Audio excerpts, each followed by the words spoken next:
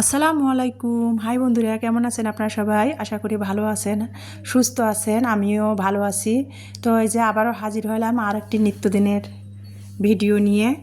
এই যে আর কি ইফতারের পর দেখেন আমার রান্নাঘরের কী অবস্থা। সিমের বিচি যে গতকালকের এটা ভিডিও, ইফতারের পর আর কি রান্নাঘরের করুণ অবস্থা, সেটা আর কি আপনাদের সাথে শেয়ার করে দিচ্ছি। এই যে দেখেন, মানে ইফতার করার পর আর কি ইফতার পর্যন্ত ভিডিও আপনাদের সাথে শেয়ার করি, তারপরে আর কি রান্না বান্না, চেহারিতে কী রান্না করি বা কী করি এগুলো তো আর শেয়ার করে না, সেটা আবার পরের দিনে একটু শেয়ার করে দেওয়ার চেষ্টা করি। তো এই যে দেখেন রান্নাঘরের যে অবস্থা ছিল সেগুলো আমি পরিষ্কার করে সিঙের ইফতার করার পর যে প্লেট বাটি সব একবারে যাতা অবস্থা হয়েছিল সেগুলো পরিষ্কার করে ধুয়ে নিলাম, সিংটা পরিষ্কার করে নিলাম। ফ্রিজ থেকে 500 গ্রাম দুধ বের করে ভিজা দিলাম, দুধের বোতল, আর এগুলো সব পরিষ্কার করে গুছিয়ে নিলাম। এই যে দেখতে পাচ্ছেন এখন সব নিলাম। ইলমা আমার পাশে দাঁড়িয়ে আছে। তো ইলমাকে বললাম যে আমি রান্না করব, তুমি একটু ম্যাজিক চুলাতে দুধটা জাল করো। আর স্টিলের পাতিলে করে ম্যাজিক চুলাতে দুধ জাল দিলে হয় কি, যদি অনবরত নাড়া না হয়, স্টিলের পাতিল তো, তাহলে তলা লেগে যায়। আর যদি নাড়া হয় থেকে থেকে, তাহলে স্টিলের পাতিলে দুধ জাল দিলে ম্যাজিক চুলাতে কখনো দুধ আর কি স্টিলের পাতিলে তলা লাগে না। তা যেটা বলতেছিলাম, দুধটা জাল হচ্ছিল ম্যাজিক চুলাতে। ইলমাকে বললাম একটু লাড়ো, দুধটা জাল করা হলে তারপরে তুমি পড়তে বসো। তো ইলমা ম্যাজিক চুলাতে দুধ জাল দিচ্ছে, আর অপর সাইডে আমি শাক ভাজি করব। 3 আইটেমের শাক, পালং শাক, কলমি শাক, লাল শাক। তো আমি এক মুঠা করে 3 মুঠা শাক 3 আইটেমের নিয়ে আসছিলাম।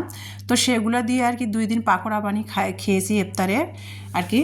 তো বাকি শাকগুলো ছিল আর কি, সব কিছু সব শাক দিয়ে তো আর পাকোড়া খাওয়া হয় না। পাকোড়া বানানোর জন্য শাকের ডগাগুলো শুধু নিয়েছিলাম, মাথাগুলো ভেঙে ভেঙে, আর বাকিগুলো বেছে রেখে দিয়েছিলাম। সেটা ধুয়ে নিলাম, নিয়ে পানি ঝরাতে দিয়েছিলাম, পানি ঝরলো। আজকে সবসময় তো আমি শাক সিদ্ধ করে তারপরে শাক ভাজি করি, কাঁচামরিচ রসুন পেঁয়াজ দিই। তো আজ ভাবলাম যে এই শাকগুলোতে পানি বের হবে না, 3 আইটেমের শাক যেহেতু, তা ভাবলাম যে কাঁচায় তেলায় ভাজি করব, তেলে দেবো। তো এই যে কাঁচায় তেলে দেওয়ার জন্য পেঁয়াজ একটা কুচাই দিয়েছি, একটা রসুন কুচাই দিয়েছি, কাঁচামরিচ কুচাই দিয়েছি, দিয়ে তেল দিয়ে পেঁয়াজ রসুন সব ভেজে নিয়ে শাকটা দিলাম, লবণ দিলাম, দিয়ে শাকটা ভেজে নিলাম। সেটা তো দেখতে পেয়েছেন আপনারা। এখন আমি কি করতেছি দেখেন। আর একটা কথাই বন্ধুরা আপনাদের বলবো, প্লিজ, এই রমজান মাস কিন্তু অনেক কষ্ট করে ভিডিও করা হয়। রোজা নিয়ে ভিডিও করতে গেলে কিন্তু অনেক বাড়তি একটা টাইম লাগে, বুঝতে পারছেন? আপনারা যারা যারা ভিডিও করেন তারাই জানেন একমাত্র ভিডিও করা অনেক কষ্ট। যে কাজটা আপনি তাড়াতাড়ি করতে পারবেন, তাড়াতাড়ি হয়ে যায়, কিন্তু ভিডিও করতে গেলে কিন্তু বাড়তি আলাদা একটা টাইম লাগে। তো আর রোজা রমজানের মাস, বিশেষ করে রোজা নিয়ে এত কষ্ট করে ভিডিওগুলো আর কি করে আপনাদের সাথে শেয়ার করার চেষ্টা করা হয়। মানে আমি শুধু না, যারা যারা আপু ভাইয়ারা ইউটিউব সোশ্যাল মিডিয়ার সাথে জড়িত আছেন, ইউটিউব চ্যানেল খুলেছেন, তারাই জানেন একমাত্র রোজা নিয়ে ভিডিও করা যে কী কষ্ট। তো যাই হোক, ভিডিওটা টেনে টেনে দেখবেন না, এটা আমার রিকোয়েস্ট আপনাদের কাছে।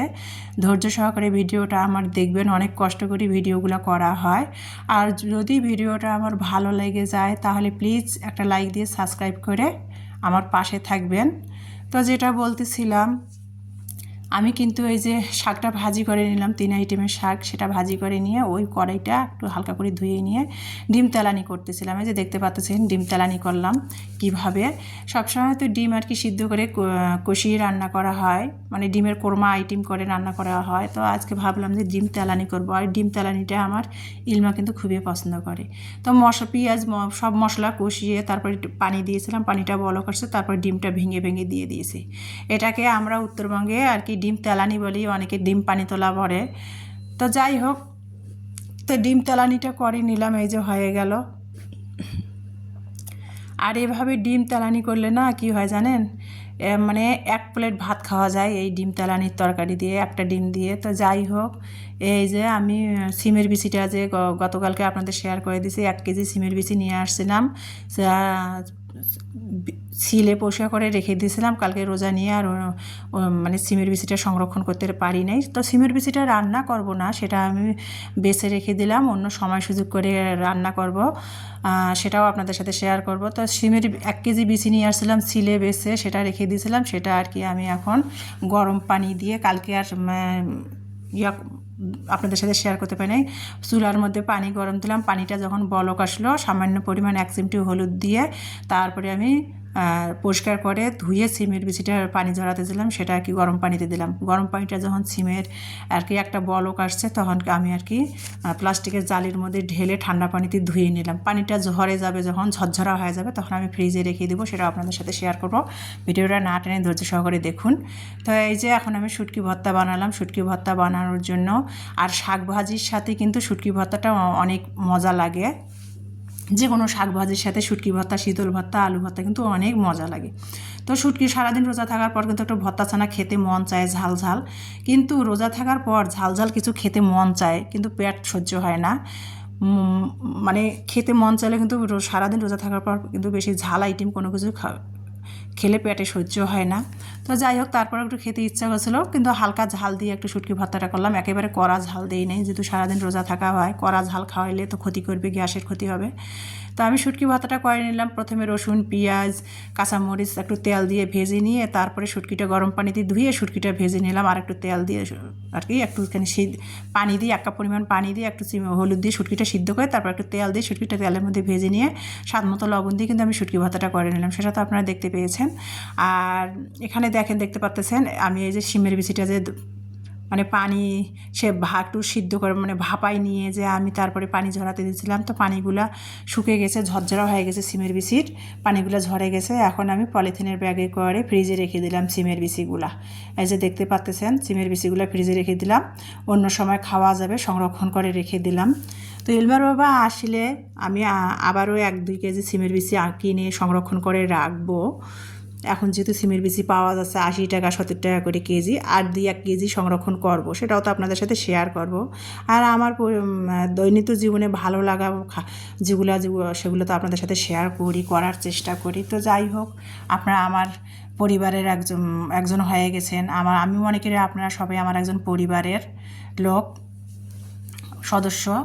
আমার ভালো লাগা মন্দ লাগা সবই তো আপনাদের সাথে আর কি শেয়ার করার চেষ্টা করি। তো যেটা বলতেছিলাম, এই যে এটা হলো আজকের সিমের বিচি সংরক্ষণ, শুটকি ভর্তা, লাল শাক ভাজি। এটা তো গতকালকে ছিল, গতকালকে চেহারিতে লাল শাক ভাজি মানে 3 আইটেমের শাক একসাথে মিক্সিল করে ভাজি করেছি, ডিম পানি তোলা করেছি আর শুটকি ভর্তা করেছি করে চেহারিতে ছিল, চেহারি খেয়েছি। খেয়ে আজকে 17 রমজান আর কি রেখেছি চেহারি খেয়ে। তো এই যে 17 রমজানের জন্য আমি এখানে ইফতারের জন্য আমি এখানে কি করতেছি দেখেন, মানে পরিমাণ মতো শরবতের জন্য পানি নিয়েছি। তারপরে আমি 1.5 চা চামচ এসবগুল, সয়া সস, তোকমা একসাথে মিক্সিল করে রাখছিলাম সেটা দিয়ে দিলাম। স্বাদ মতো লবণ দিলাম, চিনি দিলাম, আর আমি লেবু দিলাম। লেবু আর কি এখনকার লেবুতে বাজার থেকে লেবু আনলেও হয় কি, এখনকার লেবুগুলা মানে 40 টাকা হালা, 4টা লেবু নেয় 40 টাকা, কিন্তু লেবুগুলাত রস নাই। একটা লেবু চিপড়ালে মানে 1 গ্লাস জুস হয় না, তাতে লেবুর ফ্লেভারটা আসে না, রস নাই। তো একটা লেবু কেটে দিলাম, তারপরে একটা মিনি প্যাকেট ট্যাং দিলাম, দিয়ে শরবতটা বানিয়ে নিলাম এসবগুল, তোকমা, সয়া সস দিয়ে শরবতটা বানিয়ে রেখে দিলাম টেবিলে। দিয়ে এসে দেখতে পাচ্ছেন ইফতারের জন্য ইলমা বলতেছিল যে সাগুদানা আছে না, সাগুদানা দিয়ে ইলমা নাকি মানে ডেজার্ট খাবে না, আমি পায়েস খাবে। তো সাগুদানা দিয়ে পায়েস রান্না করব। আমার ঘরে সেরকম ড্রাই ফ্রুটও নাই, সাগুদানা দিয়ে পায়েস রান্না করলে কিন্তু ড্রাই ফ্রুট দিলে ভালো লাগে। তো যে মেয়ে রোজা আছে বলতেছিল, তো ঘরে যেটা আছে সেটা দিয়ে আমি ইলমাকে সাগুদানার পায়েস রান্না করে দিচ্ছি। সাগুদানাটা একটু প্রথমে 1 চামচ নিলাম, ডালের চামচগুলো আছে না সেই চামচগুলো দিয়ে 1 চামচ সাগুদানা নিয়ে একটু হালকা করে ধুয়ে 1 চামচ ডালের চামচ দিয়ে দুধ দিয়ে সাগুদানাটা ভিজিয়ে রাখলাম, যে 2-3 মিনিট ভিজা থাক। তারপরে আমি দুধ জাল করে নিলাম, 500 গ্রাম দুধ জাল করে ঘন করে নিয়ে তারপরে কিন্তু আমি এই যে ভিজে যে 1 চামচ ডালের চামচ দিয়ে 1 চামচ দুধ দিয়ে সাগুদানাটা ভিজিয়ে রাখছিলাম, দুধটা ভালো করে ঘন করে নেওয়ার পর সাগুদানাটা দিলাম, 2টা তেজপাতা দিয়েছি, 2টা সাদা এলাচি দিয়েছি, দিয়ে সাগুদানাটা এই যে দেখেন সাগুদানার পায়েসটা রান্না করে নিচ্ছি ঘন না হওয়া পর্যন্ত। 5-6 মিনিট ধরে জাল করে নিলাম সাগুদানাটা নিয়ে, তারপরে স্বাদ মতো চিনি দিয়ে দিলাম। আর একটুখানি কালারের জন্য মানে কালারটা হালকা হালকা আসবে, মানে আর কি মানে একবারে সাদাও না একবারে লাল টকটকেও না, খেজুরের রসের যে তেলনালিটা আমি হাতে বানিয়েছিলাম সেটা দিলাম। দিয়ে ড্রাই ফ্রুট 4 আইটেমের আমার বাসায় ড্রাই ফ্রুট ছিল অল্প অল্প পরিমাণে, সেটা আর কি কুচিয়ে দিলাম, দিয়ে নামিয়ে নিলাম। এই যে দেখতে পাচ্ছেন সাগুর পায়েস। ছোলা তো আমি প্রতিদিন রান্না করি না, ফ্রিজে ছিল গরম করে দিয়েছি, বুন্দা, এই যে ভাজা পোড়া হালকা পাতলা। তো এটা দিয়ে আজকে ইফতার করব আর আপনাদের সাথে ভিডিওটা শেয়ার করে দিলাম। তো আজকে ইফতার করতে করতে বেশি সময় নেই, আর 10 মিনিট আছে। ইফতার করতে করতে আপনাদের মাঝ থেকে বিদায় নিচ্ছি। সবাই ভালো থাকবেন, সুস্থ থাকবেন। আল্লাহ হাফেজ।